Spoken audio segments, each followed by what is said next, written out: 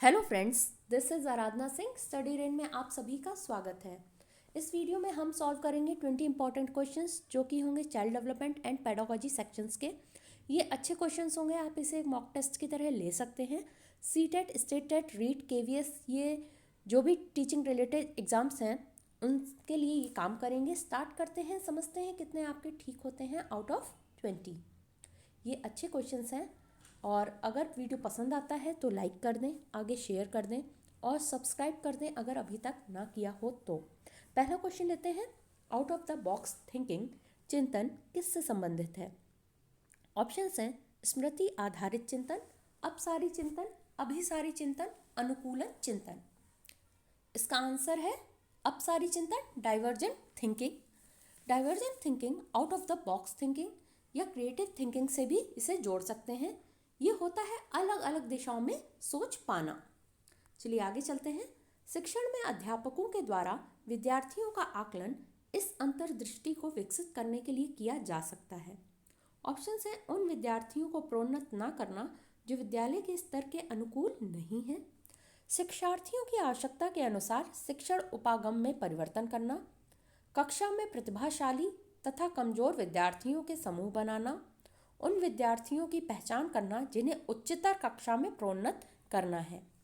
इसका आंसर है option number B, शिक्षार्थियों की आवश्यकता के अनुसार शिक्षण उपागम में परिवर्तन करना, changing the teaching approach according to the learners need. Third question है अधिगम अनुभव को इस प्रकार से आयोजित किया जाना चाहिए जिससे अधिगम को सार्थक बनाया जा सके। नीचे दिए गए अधिगम अनुभवों में से कौन सा बच्चों के लिए सार्थक अधिगम को सुगम नहीं बनाता है? चलिए ऑप्शंस देख लेते हैं। विषय वस्तु पर प्रश्न बनाना, प्रकरण पर परिचर्चा और वाद विवाद, प्रकरण पर प्रस्तुतिकरण, विषय वस्तु की केवल याद करने के आधार पर पुनरावृत्ति।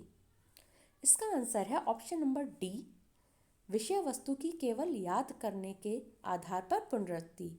बच्चे को हमें रट्टाफिकेशन पर नहीं पढ़ाई करानी है, अदरवाइज ये एक मीनिंगफुल लर्निंग नहीं होगी। चलिए आगे चलते हैं। बच्चों को शाब्दिक वर्बल या गैर शाब्दिक नॉन वर्बल दंड देने का परिणाम क्या होता है, रिजल्ट क्या होता है? ऑप्शंस है बच्चों की छवि की सुरक्षा करना, उनके अंकों में सुधार करना, उनके स्वयं के प्रति अवधारणा को नष्ट करना, उन्हें कार्य करने के लिए प्रेरित करना। इसका आंसर है ऑप्शन नंबर सी, उनके स्वयं के प्रति अवधारणा कॉन्सेप्ट को नष्ट करना, डैमेज कर देना। उनका सेल्फ कॉन्फिडेंस इससे डैमेज भी होता है। अध्यापिका ने एक कमेटी के प्रधान को सभापति के स्थान पर सभा अध्यक्ष लिखा। यह संकेत करता है कि अध्यापिका, उसने क्या किया है, चेयरमैन की जगह चेयरपर्सन लिखा है। तो वो क्या शो कर रहा है? चलिए आगे चलते हैं, देखते हैं ऑप्शंस क्या क्या हैं। भाषा पर अच्छा अधिकार रखती है, एक लिंग मुक्त भाषा का प्रयोग कर रही है, लिंग पूर्वाग्रह से ग्रस्त है, एक अधिक उपयुक्त पारिभाषिक शब्द का पालन कर रही है। इसका आंसर है एक लिंग मुक्त भाषा का प्रयोग कर रही है, is using a gender free language.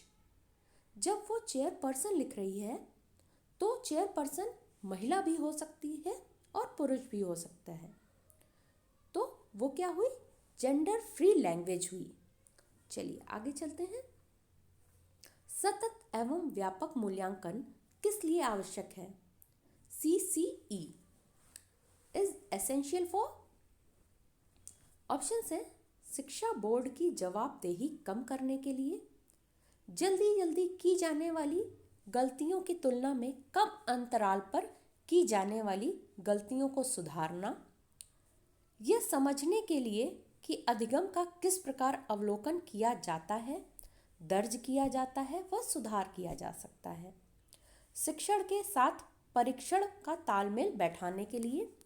इसका आंसर है यह समझने के लिए कि अधिगम का किस प्रकार अवलोकन किया जाता है, दर्ज किया जाता है व सुधार किया जा सकता है।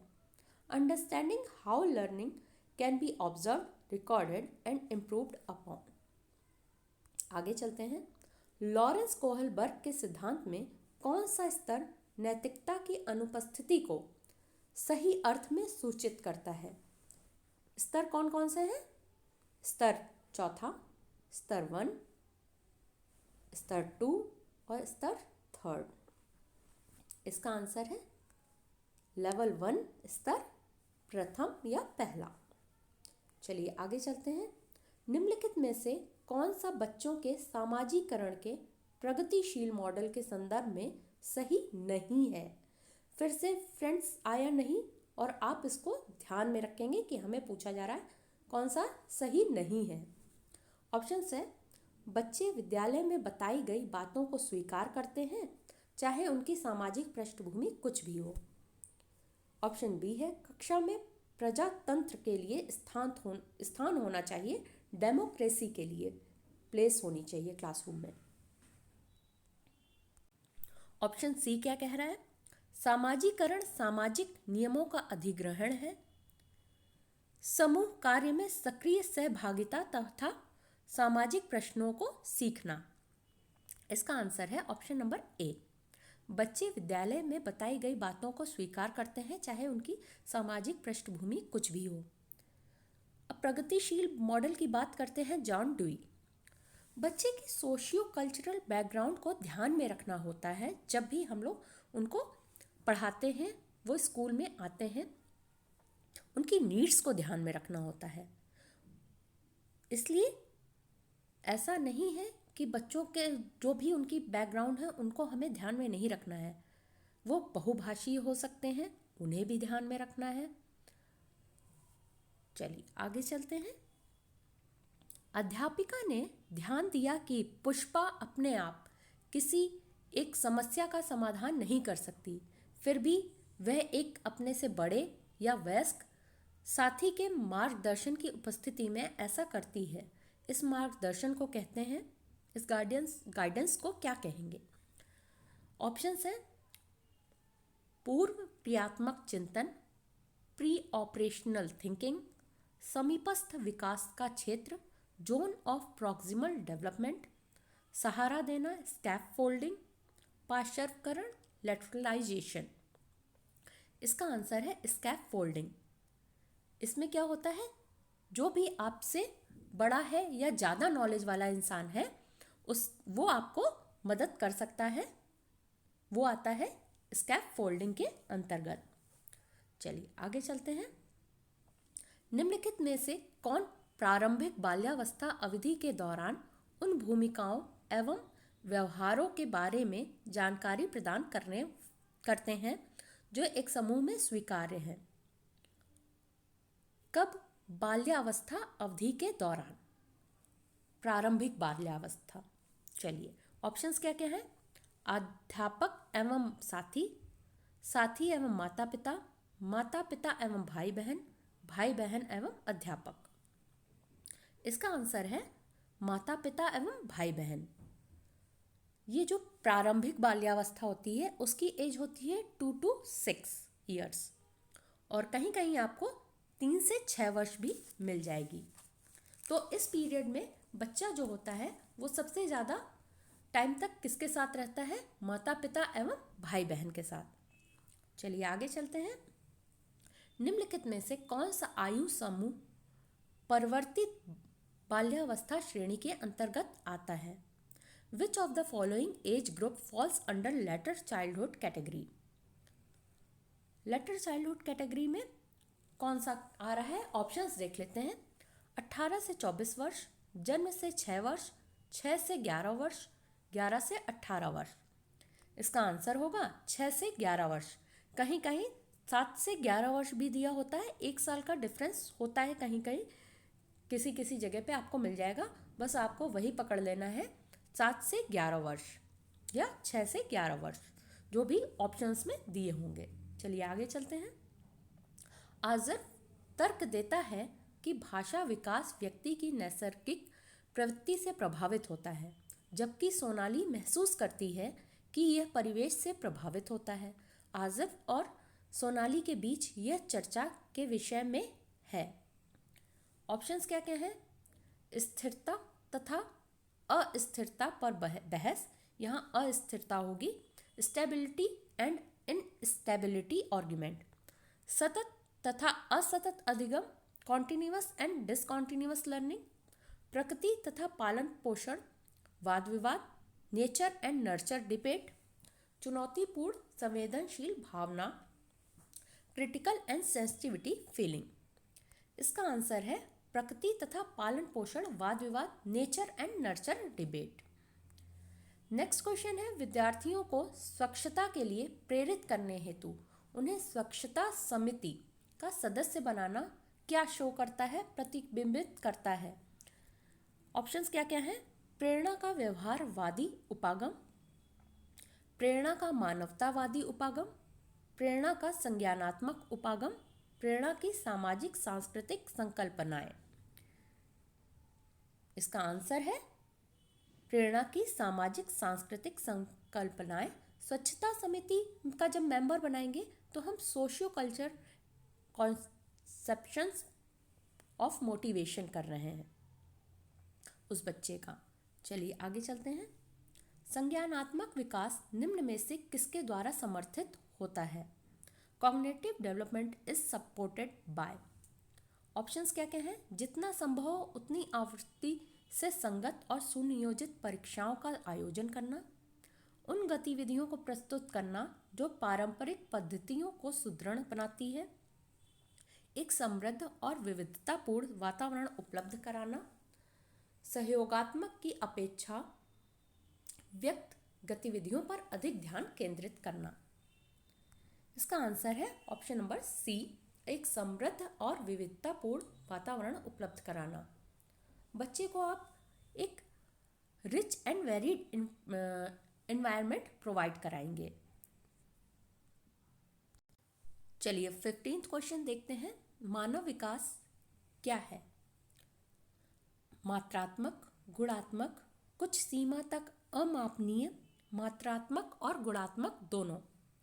इसका आंसर है ऑप्शन नंबर डी, मात्रात्मक और गुणात्मक दोनों, बोथ क्वांटिटेटिव एंड क्वालिटेटिव। चलिए 16th क्वेश्चन देखते हैं। प्रकृति पोषण विवाद, नेचर नर्चर डिबेट निम्नलिखित में से किससे संबंधित है? ऑप्शंस क्या है? आनुवंशिकी एवं वातावरण, व्यवहार एवं वातावरण, वातावरण एवं जीव विज्ञान, वातावरण एवं पालन पोषण। इसका आंसर है आनुवंशिकी एवं वातावरण, जेनेटिक एंड एनवायरनमेंट। आपका आगे का क्या क्वेश्चन है? 17 देखते हैं। निम्न में से कौन सा सामाजिकरण की निष्क्रिय एजेंसी है? पैसिव एजेंसी कौन सी है? ऑप्शंस क्या क्या हैं? स्वास्थ्य क्लब, परिवार, इको क्लब, सार्वजनिक पुस्तकालय। इसका आंसर है पब्लिक लाइब्रेरी, सार्वजनिक पुस्तकालय।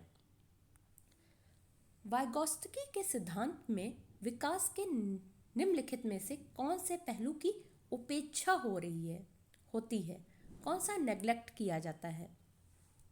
ऑप्शंस क्या है? सामाजिक, सांस्कृतिक, जैविक, भाषाई। इसका आंसर है जैविक। सोशियो कल्चरल है तो ये तो हो ही गया। भाषा की भी उन्होंने बात की है, उन्होंने जैविक पक्ष की उपेक्षा की है। चलिए आगे चलते हैं। 1 वर्ष तक के शिशु जब आँख, कान व हाथों से सोचते हैं तो निम्नलिखित में से कौन सा स्तर शामिल होता है? ऑप्शंस क्या क्या है? मूर्त संक्रियात्मक स्तर, पूर्व संक्रियात्मक स्तर, इंद्रिय जनित गामक स्तर, अमूर्त संक्रियात्मक स्तर। इसका आंसर है इंद्रिय जनित गामक स्तर, सेंसरी मोटर स्टेज। वो अपने सेंसेस से सोच रहे हैं। चलिए लास्ट क्वेश्चन देखते हैं। रिया एक बच्ची है, अपनी कक्षा पिकनिक तय करने हेतु ऋषभ से सहमत नहीं है। वह सोचती है कि बहुमत के अनुकूल बनाने के लिए नियमों का संशोधन किया जा सकता है। यह सहपाठी विरोध पियाजे के अनुसार निम्नलिखित में से किससे संबंधित है? ऑप्शंस क्या क्या हैं? विस्मांग नैतिकता, संज्ञानात्मक अपरिपक्वता, प्रतिक्रिया सहयोग की नैतिकता। इसका आंसर है सहयोग की नैतिकता, मॉरलिटी ऑफ कॉपरेशन। आज के लिए इतना ही फ्रेंड्स। वीडियो अच्छा लगा हो तो लाइक कर दें, आगे शेयर कर दें। चैनल से पहली बार जुड़े हैं तो सब्सक्राइब कर दें, बेल आइकन ज़रूर प्रेस कर दीजिएगा। आप हमसे टेलीग्राम और फेसबुक पर भी जुड़ सकते हैं, लिंक डिस्क्रिप्शन बॉक्स में दे दिया गया है। Thank you. जय हिंद।